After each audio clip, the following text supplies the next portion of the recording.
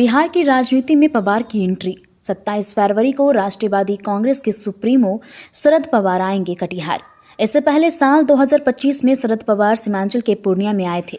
लगभग 20 साल बाद सीमांचल के जिला कटिहार और पूर्णिया के शरद पवार के कार्यक्रम में राष्ट्रवादी कांग्रेस पार्टी सपा के कार्यकर्ताओं में उत्साह है। प्रदेश अध्यक्ष राहत कादरी ने बताया कि राष्ट्रीय अध्यक्ष शरद पवार के कार्यक्रम को लेकर तैयारी जोरों पर है। उन्होंने कहा कि वर्तमान में केंद्र में पार्टी इंडिया गठबंधन के साथ अलायंस में है, लेकिन बिहार में अभी तक किसी के साथ कोई अलायंस नहीं है। ऐसे में विधानसभा चुनाव को लेकर भी पार्टी की भूमिका साफ हो जाएगा। उन्होंने कहा कि शरद पवार कटिहार को इसलिए चुना है क्योंकि कभी बिहार में राष्ट्रवादी कांग्रेस पार्टी का गढ़ कटिहार हुआ करता था और इस पार्टी से सांसद से लेकर एमएलसी प्रतिनिधि भी बने हैं। एक बार फिर राष्ट्रवादी कांग्रेस पार्टी अपने खोए हुए जनाधार को एकजुट करने के लिए तैयारी कर रहा है। और देश के महान नेता एनसीपी एसपी के राष्ट्रीय अध्यक्ष परम आदरणीय शरद पवार साहब का आगामी 27 फरवरी को कटिहार के पावन धरती पर आगमन हो रहा है, जिसमें वो कटिहार जिला सहित सीमांचल के समस्त जिला के कार्यकर्ता और नेताओं से मिलेंगे और संगठन को कैसे मजबूत किया जाए उस पर वो अपनी विचार रखेंगे और हम लोगों का मार्गदर्शन करेंगे।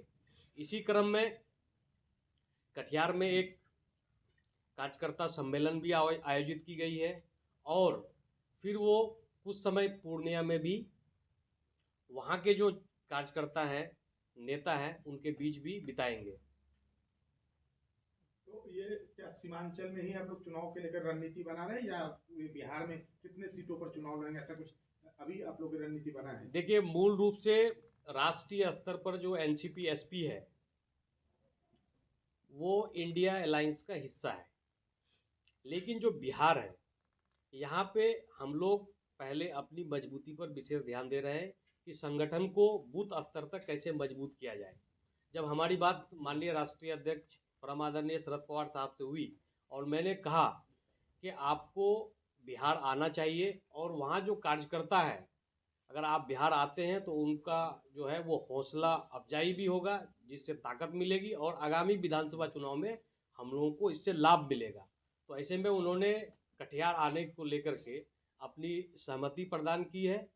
साथ ही साथ जहाँ तक अपने दम पर चुनाव लड़ने की बात है, आपको मालूम होगा कि जब एनसीपी यूनाइटेड थी और राष्ट्रीय अध्यक्ष माननीय शरद पवार साहब थे, 2020 में हम लोगों ने पूरे बिहार में 145 सीटों पर चुनाव लड़ने का काम किया था।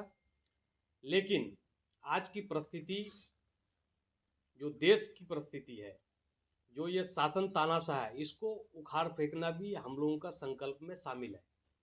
जब संकल्प हम लोगों का उखाड़ फेंकना है और इस सरकार से आम लोग त्रस्त हैं, ऐसे में अगर कोई विचार भविष्य में इंडिया अलायंस के लोगों के बीच में बनती है तो निश्चित रूप से हम लोग अलायंस के साथ भी जा सकते हैं। लेकिन हम लोग अभी अपने दम पर 150 सीटों पर चुनाव लड़ने की तैयारी कर रहे हैं। साझेदार नहीं है क्या? जो बिहार में भी तो इंडिया अलायंस अब तक है, कांग्रेस है, राजद है, माले है, आप लोग उनसे अलग है? निश्चित रूप से जो राष्ट्रीय स्तर पर हम लोगों का जो अलायंस है वो कायम है, लेकिन जो बिहार है इस पर जो अंतिम फैसला लेना है वो हमारी पार्टी के माननीय राष्ट्रीय अध्यक्ष परम आदरणीय शरद पवार साहब को लेना है कि हम लोगों की आगे की रणनीति बिहार में अलायंस को लेकर के क्या होगा।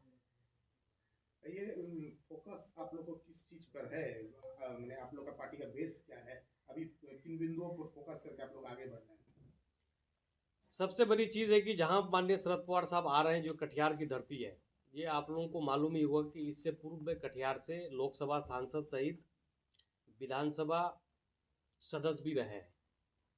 ऐसे में ये कटिहार जिला जो है वो एनसीपी एसपी की कर्म भूमि रही है। जब और सीमांचल में एनसीपी का पूर्व से ही एक व्यापक प्रभाव रहा है। जो पुराने हमारे कार्यकर्ता हैं जो हमसे छूट गए थे, हम उनको जोड़ने का काम कर रहे हैं और जो बिहार सरकार की गलत नीतियां हैं उसको भी बताने का काम कर रहे हैं। और सीमांचल का जो सबसे बड़ा मुद्दा है पलायन का, अशिक्षा का, बेरोजगारी का, इस पर हमारी पार्टी का मूल रूप से फोकस है। आखिरी सवाल, क्या खोया हुआ जो जन आधार है एनसीपी का जिस पे आप दावा कर रहे हैं, उस वोट बैंक पे अब राजद कांग्रेस भी काबिज हो गया, क्या आप लोग को फील लगता है वो वोट बैंक आप लोग को वापस आएगा, वो वोट आप लोग वापस ले पाएंगे? निश्चित रूप से जो हमारे पुराने कार्यकर्ता हैं, नेता हैं पार्टी के, हम उनसे लगातार मिल रहे हैं और उनके मिलने के बाद ही सभी लोगों का ये विचार हुआ कि माननीय राष्ट्रीय अध्यक्ष जी का आगमन कटिहार सीमांचल में होना चाहिए। उसके बाद ही हम लोगों ने ये फैसला किया है और इस फैसले को हमने अपने राष्ट्रीय अध्यक्ष जी को बताया, उन्होंने अपनी सहमति दी। तो निश्चित रूप से जो पुराने लोग हैं वो हमसे जुड़ रहे हैं और उसी का नतीजा है कि आज कटिहार, पूर्णिया, अररिया के जो हमारे जिला के अध्यक्ष और पार्टी के नेता हैं वो आज इस प्रेस कॉन्फ्रेंस में मौजूद हैं।